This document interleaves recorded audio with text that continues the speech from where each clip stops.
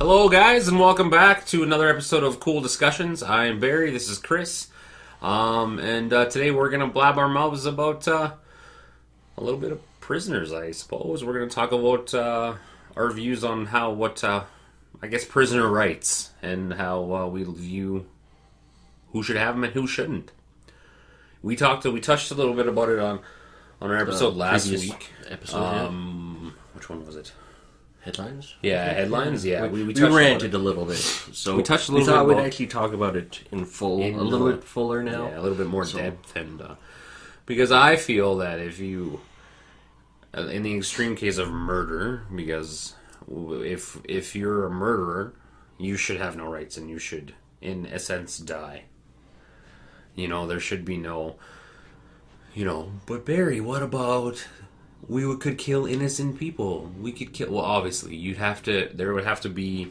In a sense, you'd have to be caught. The appeal process is about, and you'd have to be caught red-handed almost. Yeah. You'd have to be caught with a body, with a bloody murder weapon. Yeah, something like that. That's what. Okay, so in the criminal system, there's first, second, third degree murder, manslaughter, involuntary manslaughter. Calculated homicide or something. For those of you who don't know what it we'll just go manslaughter is when you accidentally kill somebody. So say you're in a fight, you punch somebody, they die. That's like manslaughter, right? Yeah. First degree murder, or is it third degree murder that goes first, or is that first? Okay, third degree's above, second degree, first degree. First degree, we'll just go. Is the worst. Is the worst is like I planned to kill you. I purposely came to your house and I stabbed you, or I followed you to work. I knew your daily routine. I knew. Pretty much you planned it, and you planned on to kill person X. Yeah. And there's the in-between. Common examples would be like a hitman. Somebody hiring a hitman to go kill my husband. Well, yeah. That is first degree murder. And then it goes varying shades. Now, there are set definitions for second and third, but because of the way the system and lawyers work, they can blend them in very easily so that they can try to get away with not first degree, but second degree, even though it was. So my thought on that is if when you commit murder, right, is obviously to get death penalty, you have to be 100% guilty. There has to be, like I said, pretty much caught with a weapon. Now, the reason that I look at it this way is because, do you remember that guy who cut off the head of that one guy on the Greyhound bus a while back? Yep. Now, recently, I read in the newspaper that he's gotten day parole. Yep. He's almost on the verge of going to like a halfway house, getting out. He didn't get charged with a murder. No, he got found not mentally, pretty much mentally unstable, insane. And he was insane. Well, we'll call it insane, even though they use other words. So that was just a cop out. Like, I don't care if you're mentally unstable, I don't care what you are. You kill somebody, and you're found guilty, and you're caught, and you're, like, dead to rights like him. Yeah, this guy was 100%. Caught on the bus. He was caught red-handed. With a human head, bits and pieces of his body in his pocket. People were running off the bus. So this guy... So now how would you feel? You're the family of this victim. Now you see this guy getting out. And he could just integrate back into society. Apparently, he could change his name. He can change his name, and the only conditions to him being allowed out is make sure you take your medicine. Because if you don't take your medicine, you're not well. Yeah. And it's just like, well, all he has to do is stop, and then guess what? He's insane again, because he's already been convicted once of being insane, so he can commit another murder and do it all over again. Insane. Now, in defense of the whole system, the system is designed to set up, like, if you do something bad, you go to prison, you reform, you come out, and you're supposed to be a better man. Okay. That's the way it's supposed to theoretically happen. Now, we know that doesn't happen. We have career criminals. We have people that kill for fun. We have people that kill because that's what they're paid to do. They're enforcers of gangs or cartels or whatever. These are the, in the States they have the 3 strikes, you're out rule. If you commit a crime 3 times, you're in prison for life. Okay, fine. That might be a little extreme in some cases. If you get caught 3 times with marijuana, you're in prison for life, which silly. Is totally That's different another subject. topic. Yes.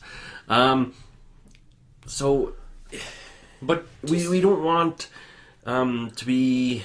We don't want to just be killing people, like, maliciously and just because, like, imagine, like, the whole making a murder thing. Steve Avery, he's found guilty, and if, my theory was that he'd be dead by now. But we all know he's innocent for the crime, right? The first crime that he supposedly didn't commit, but he was convicted of. So the rape. That's what I mean. Like, you have to have... But nowadays, I feel like technology is so good. It's a lot better than it ever used to be. DNA testing is so good that you can, in a sense, with like beyond a reasonable doubt, because we're putting these people in prison for. I've heard of people getting 700 years in prison. Yeah. What? Well, okay. Number one, that's a huge tax burden on other people. Just to give you an example, it's cost about at least $100,000 a year to house a prisoner. So it costs more than you and I make together to keep a prisoner, somebody who's in prison for life. Yeah, think about it. If they're in there for 40 years, that's $4 million. Think about that. Just $4 million that to keep that person alive. Me, $4 million. I bet you I could do a lot better things with that money than the prisoner is going to be doing. In a sense, why are we keeping these people who have repetitive life sentences on top of each other enough to where it is going to end their life? Why are we keeping them alive? What is the purpose of it? Well, because the death sentence is considered inhumane. We want to treat people like they're human. So we sit here and we put cattle in these places, right, to feed us. Cattle right? pens. Yeah, we keep them in pens to feed us. We're in a sense we're keeping these people in pens for no reason. We're just saying you're here because you did something bad. We're locking you up. What kind of life is this? It's comparable to the life of an animal, a caged animal. But, okay, and then... You know what I mean? Completely different. It's... Yeah, why bother keeping them alive? We should have a death sentence. We should, 100%. Because there are people... the pig farmer. That guy. 23 murders, at least? No chance of parole. He should be put down. He's an animal. I think that's what I'm talking about. Is like where does it stop? Where does a person like I know that we all have rights. Why? Okay. Here we go. This is my. Why does he deserve to live and be treated more humanly than the 23 people he killed? Yeah. That's the question. Is like why when somebody murders somebody, why do they have the right to live when they took the right of somebody else to live? Yeah, like the BC pig farmer is a good example. 23 murders. He definitely guilty of it. He didn't even try to fight it after he got caught. And they found way too much evidence. And it's just like, you know what? He's going to sit comfortably in a prison. He's probably going to... All he has to do is behave good, and he's going to get perks and benefits. Now, okay, we say comfortably in prison. Obviously, prison isn't comfortable. He could be getting butt raped. He could be getting beat up. He could be, stuff like that. I did actually read some stuff like this. But I did read some stuff like this. Prisons aren't set up quite the way movies portray them. Yeah, obviously. Now, prisons have different sections. So, rapists and child molesters are segregated from general population. Because they'll get fucking... High-profile murderers are segregated as well. Yeah. So, you'll have your common crooks in general population, 2 or 3 to a cell, depending on the type of cell. Like, it's not much bigger than this room, from what I understand. Yeah. You got 2 bunk beds, so 2 people. If you have 3, you have 3. 4, right? Murderers and stuff like that. They have their own wing, and the cells are supposed to be a little bit smaller. So big enough for a bed and a table and your toilet. They don't hang out. They don't get to hang out with general population because general population will most likely try to kill them, beat them up, things like that. From what I understand, child molesters don't fare well in prison because prisoners don't like that. They don't, which is understandable. Yeah, totally understandable. Yeah. And the same thing, it's like a Paul Bernardo. If he goes into the general population, he might just be guilt. Now, Luca, the guy who dismembered the Chinese fellow. I don't know. No, there was a guy in Canada who dismembered a Chinese fellow, put it up on a website, the whole thing. Mm-hmm. He mailed parts to a school in Vancouver, to the Prime Minister, and one other place. And then he went on the run, and he was caught in Europe. Okay. Luke made. I think I remember. Yeah. Right now, he's in prison, and the Calgary Sun did an expose on him. He gets fan letters. He, because he's openly gay, he engages in sexual contact with other inmates. He has access to the prison corner store, so we can go and have junk food and pop and things like that. This is what I'm talking about. Okay, this guy brutally murders and brutally murders somebody, and now he's sitting in prison with fans. What's wrong with you fucking retards who think this guy and idolize this guy? Like, what is wrong with you? You insane, stupid idiots. What? Just kill the guy. Why are we allowing him to live? This is a good example of we have to treat them humanely. No, we don't. No, we don't.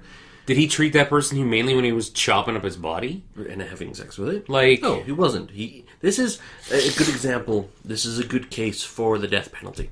Now, we are not saying kill people who the punch. Yeah. You punch a guy, he falls down, hits his head, dies. That's not I don't even think you should go to jail for that. Honestly, I don't think... In some cases you will, in some cases you won't. I don't think... It depends on how well your lawyer argues for you, because it's manslaughter. Manslaughter is a jailable offense that you can get time for. You can also get off for it. So it all depends on your lawyer. It's if you have a good enough lawyer, because, you can hire them or you can have a court-appointed one. The court-appointed ones... They try really hard. They're doing what they can with what they got. But they have limited resources. They do. Yeah. They have limited resources. So, I'm not saying anything bad about them. They're just, they have a lot on their plate. So, they can only do what they can do. And it's difficult at times. When you hire a lawyer, you're getting all the bells and whistles. Yeah, you're getting all the bells and whistles because you're paying for it. So you're paying a lot of money. Yeah. Hundreds, thousands of dollars an hour. Yeah. And it's like... but I think it just opens up a lot of what's wrong with our justice system, where especially in the U.S. and obviously the Canadian criminal code is different, but a lot the same. For argument's sake, they're pretty much the same. Now, so when a burglar can break into your house, if you hurt that burglar or he hurt. I've heard cases where the burglar sues the person he broke into and wins because they hurt themselves. Now, this happens more in the States than it does in Canada. It's not as prevalent here. But, unfortunately, it's starting to become a little bit more common here in Canada. And it really sucks. It's if you talk to a lawyer and say, what am I allowed to do? It's they honestly say that you just let them take their stuff and leave. That's what they say. Because if they die in your house, you're you can be responsible for it. You're a murderer. You will be arrested. In that case, I don't think you should be put to death. That's not a case where you're put to death. What we're arguing is somebody who is going to be labeled a dangerous offender, somebody who has multiple murders. Now. I guess. Yeah, anybody with multiple murders, multiple first degree murders, should be the ones that have a death penalty applied to them. Paul Bernardo with no appeals. Don't one appeal.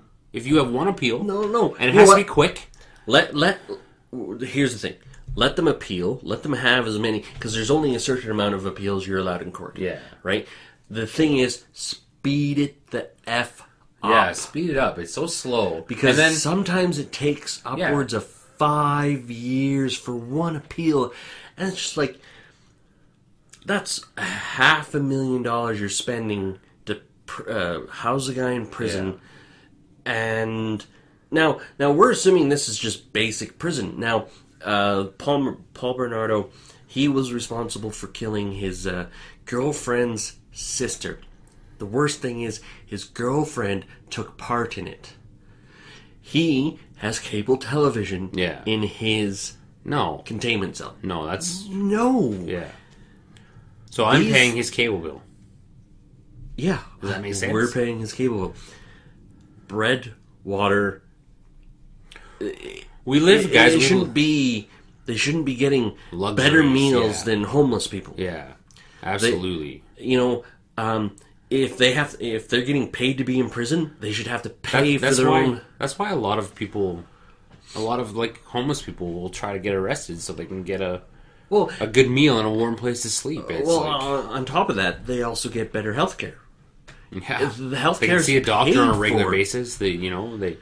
It's just silly. It's just absolutely asinine. Like, now, okay, on the flip side, I read up on some of this stuff. Now, somebody did an article, and they was talking about a women's prison, right? Now, they're saying that this women's prison was actually deplorable. Read about it, and it's 8 cells with 3 women to a cell. They get an hour outside a day. Mm-hmm. They are allowed to work so they can earn money, so they can buy stuff, but prison work is very seldom. Apparently they are allowed to ask for requisition forms so they can get, toiletries and things like that. But I guess, according to them, they don't, when they've, there's no way to get these forms, so it's not like they can walk up to a guard and go, hey, can I get a form? There's a process, but nobody tells the prisoners what the process is. So they're saying it's like, they're treated poorly, they get fed twice a day, they're only allowed to shower once a day. But is prison a place, is it supposed to be where you're comfortable and where you're, like, that's kind of like another, we're supposed to treat them humanely, but you're a criminal. Like, what are you in prison for? If you're a murderer, you're a child rapist, you're a rapist, are you supposed to be comfortable? Where's it? Obviously, I don't want to go to prison.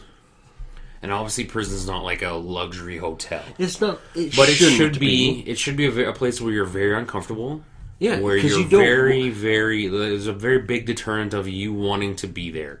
And I'm sure it is. I've never been to jail. I've never seen the inside of a jail. I hope never. We could be completely and totally wrong. Like we understand that TV portrays prison a lot different than prison actually is. Now, I read that one article about how prison is, and it's like, okay, that's fine, but a bunch of them were murderers. Yeah, so who cares what they're treated like? Okay, I get it. That's the way you should be. Now, there was a couple people that were in there for drug possession. It's like, well, okay, maybe that's a little harsh. Now, there are supposed to be minimum, maximum, and medium drug security. Possession, I think, is like a whole different topic completely. Yeah. And, like, when you're talking about murder, there should be no, like, there's obviously the petty crimes and the very low-level crimes, like, that you commit that you have to, should you be put into jail, like, if you commit fraud or something like that? Yeah. Should you be put in jail for fraud? I don't think so. I don't think you should be put in jail, but I think you should be made to, like, the people that you stole money from, you should have to make them whole again. So if you stole $10,000 from me, right, you're convicted of stealing that money in a fraudulent way. Now, what should happen is you should have to pay me back that money plus a little bit extra for some sort of compensation for the hard times that you put me through. Not go spend a year in jail and you've paid your debt to society, but I'm still at 10 G's. I don't get that ever back. Well, how does that, putting that person who did that to me... And it's not like the guy's fined either. Yeah, like he spends a year in jail. He still has that $10,000. So how does that repay the victim? The victim is kind of left out in some of these processes. You know what I mean? Because and a point we are trying to get to is why are people who are arrested treated better than the people that have been victimized? Exactly. Because all of a sudden you're arrested and you have rights. It's like, well, you didn't think about those rights when you were victimizing somebody. Yeah, the person who got raped, victim, she should have more rights than the person who got. Now, we are in a society where it's innocent until proven guilty. So theoretically, you can't say that. In most places, you're innocent until proven guilty, unless you go like. I have a completely different view than a lot of people on our justice system. Think about this. This is how I look at it. Okay, you walk into a courtroom, right? You get a ticket from a police officer who is a public servant, right? Who's paid by tax dollars. Yep. You walk into a courtroom, and you're prosecuted by a prosecutor who is paid by the same tax dollars, who has to answer to a judge who is paid by the same tax dollars. Yeah. You see where I'm going with this? No. Everybody is on the same team. Mm-hmm. Those three people who are against you are on the same team. But the judge isn't supposed to be against you. But they're not supposed to. But they're all paid by. Okay, so if I go in there, but don't forget that. One, if you have a court-appointed defense, they're paid by the taxpayer. But I'm talking about like a ticket. When I go in and fight a fine, right? Yeah. So if I go in there and it's just my word against the cop's word, whose word are they going to take? What they're going to do is, so you don't complain, they're going to go, oh, your fine's $300? Okay, pay $150 and we'll call it even. Mm. And you go, yes! You walk out like it's a victory, but really, you're still out $150 of extortion. No, hold on. If you're caught speeding, this should be a different topic, because a guy I work with has the same issue too. It's like, it's like, oh, I got caught speeding. My cop pulled me over. Why did he pull you over? Well, he gave me a speeding ticket. Were you speeding? And he's like, yes, but that's not the reason why he pulled me over. He pulled me over for a different reason. I'm like, well, you were speeding, you got caught. But when you look at it, right? Okay, so like, when you're speeding, right? Okay, say it's 3 o'clock in the morning. Yeah. I'm driving down Deerfoot. I'm doing 135. There's nobody on the road, right? I get pulled over, I got given a ticket. Yep. Okay. All right. Now, am I endangering anybody's life but my own? Correct. Not really, right? No, but so like, if I'm endangering somebody else, or I'm creating victims, like if there's a victim in my crime or endangerment to other people, then I can totally see like the but if you get into an accident and then somebody either rubbernecks and gets into an accident, or if you get into an accident as you go around a corner, right, person coming behind you. Yeah, but there's victims. There's victims. But there's victims, right? That's why he's stopping you. That's when it turns into something else. He's stopping you so you don't do that, so you're not causing potential victims. It's the what if, right? It's the what if kind of scenario, right? No, true. We'll get more into this. Yeah. I think that's a whole other hotbed of topics. Yeah, definitely. Bottom line, murderers should be killed. And it's like... Well, the argument is, why are they being treated better than... Why are they being treated better? We want to talk about humanity. It's like, well, you know what? They lost the right to humanity when they... What about that grieving family? What about that grieving victim of rape or child molestation? Look at all the people who were molested as children who still have problems as adults, as teenagers, and look at their burden on society, and like not burden on society, but look at like... No, it's true, because if sometimes a little kid loses their father, they might grow up to be an alcoholic or a druggie, and then they have to go through systems of rehab, which are paid for, or they could become criminals and be put into the justice system and be a tax burden, and it's like, but so... Now, we're forgetting the victim. In the argument, just because you put an animal, a murderer down, doesn't necessarily mean the family is going to be better. You're right. Right? You can't. You could say. Okay, so why don't we make it up to the family? Why don't we like? No. Don't make it up to the family, because that's a burden upon them. Because what if you say they go, oh yeah, put him to death, because they're in the moment, put him to death, and all of a sudden, a couple of years later, it's like, oh, I just killed a man. Yeah. That's why the judicial system is there, is so it's not a burden. There has to be a way to make you have to be able to make the victim whole, like as in like the fraud example that I said. Yeah. How can you translate that to a murder victim, a rape victim, anything like that? You know what I mean? Like, obviously you can't put a dollar value on that kind of stuff. No, you can't. But, like, there has to be some sort of way to make that victim whole again. When there's a victim involved in a criminal offense, there should be a way to make a victim whole, or the victim's family. It should almost be set up that once a person is found guilty, because you are innocent until proven guilty. Yeah. Right? Once a person's found guilty, you're like, okay, you know what? He's going to start the appeal process, but you know what? Let's take care of the victims. Let's take care of them. You know, we should be treating them with humanity. Because like if you appeal it, you're the victim has to relive this for years and years and years, and it's like that's my whole thing is like, where does it stop? Where does the victim stop becoming the victim?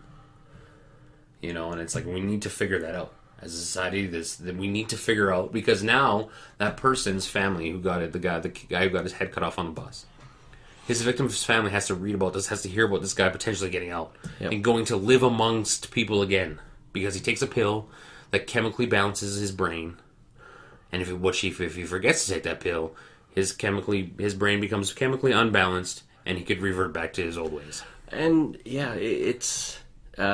I've never liked the insanity defense. Never. It's because, you know, all of a sudden it's like, oh, you take some pills and you talk to a psychiatrist for a little while. Yeah. Great. I gotta remember to act crazy before I snap one day. Yeah. Right? That's it. That's all you have to do is act crazy a couple days before you know you're gonna kill somebody, and then go, well, it wasn't premeditated. I was going crazy. Yeah. Yeah. So I think that's the question, is when are we forgetting the victims in all these crimes? Are we... Yeah. Are we victimizing the families of murder victims multiple times in the process? We are. And it's where, like, when does this person stop having rights? We have to have a point where it's like, no, you're done. You're guilty. This is your crime. You are being put to death, or you're being put to something. You know, is it death? No. I honestly think it should be death, because it's like, you know what? Life in prison in Canada is 25 years. Because after 25 years, you are eligible for parole. And it just means you have to be good in the last 5 years before your parole. So does get out. Does the dead person come back to life after 25 years? No. No, once you're dead, you're dead. Now, in defense, too, is some people in prison find a purpose and want to, actually be forgiven and look for forgiveness and go, I've changed. I want help. I don't want to be who I was. That's what prison is supposed to be. Call me cold-blooded, but I don't care. If you killed somebody and you're found guilty of it without a reasonable doubt, and you're... Yeah. I'm sorry. I don't care if you've changed. I don't care. You still have the ability to take somebody's life. You don't know how you're going to react to society. You've been in jail for 25 years, and society changes over 25 years. True. And it's like when you come out, the shock and the trauma of being free again could trigger something, and you don't know what. True. If prison should be harsh for a reason, we should have min, max, and medium securities, because for those people who are hardcore murderers, they should be in a maximum security where it's like a 3 foot by 3 foot cell where they suffer. And that's where that's where my stance is on victimless crimes. Should they be punishable with jail time? If there's no victim in a crime, or that's another topic, right? Victimless crime. You know what I mean? And so, I don't know. Let us know what you think on the whole death penalty. Yeah, what do you think? What do you think there should be a death penalty? What do you think on rights of prisoners? Do you think we're too soft on them? Do you think we're not soft enough on them? Could do you crazy, but yeah, that's my opinion. But You're allowed your opinion. That's right. That's the thing. And we want to hear it because you might have a point that we've never thought of. That's right. And we don't always think about all the points. If we did, we'd be rich. Yeah. Because we'd be able to think about everything. That's right. We would know all the angles. Guys, don't forget to like, subscribe, comment, follow, and share. YouTube, Facebook, all that good stuff, guys. iTunes. Thanks for giving us some of your time once again. And we'll see you to Blabbermouths again. Yes, we will. Bye-bye. Bye.